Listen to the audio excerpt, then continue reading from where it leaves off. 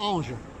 Ange, c'est le prénom de ce jeune Marseillais de 19 ans qui se promenait il y a quelques jours du côté du rond-point du Prado à Marseille. Vous savez, c'est le stade Vélodrome, pas loin des plages, un quartier où il fait bon vivre en tout cas, où il faisait bon vivre. Parce que Ange a été la victime d'une bande de racailles, 8 sauvages qui lui sont tombés dessus et qui lui ont infligé 17 coups de couteau. 17 coups de couteau pour rien. Ange se promenait là, pensait qu'à Marseille, eh bien, on pouvait déambuler librement, en sécurité. Eh bien, ce n'est plus le cas. Il a fallu un miracle, le miracle pour que les chirurgiens réussissent à lui sauver la vie, mais Philippe, Axel et Mélanie, eux, y ont laissé leur vie.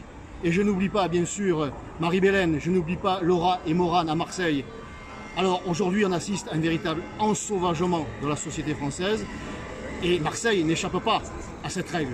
Alors on nous envoie des policiers, on nous a envoyé 130 CRS à Marseille, mais pourquoi? Pour contrôler les Marseillais qui ne porteraient pas de masque, alors qu'il nous faut des forces de police pour lutter contre cette délinquance et contre cette hyper-violence, cet ensauvagement.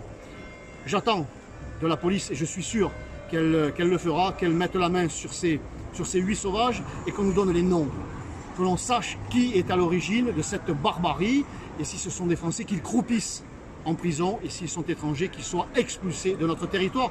Marlène Schiappa souhaite que les violeurs étrangers soient expulsés et bien que les assassins aussi soient expulsés de notre territoire. Parce que face à la racaille, eh bien, la répression maximale s'impose aujourd'hui.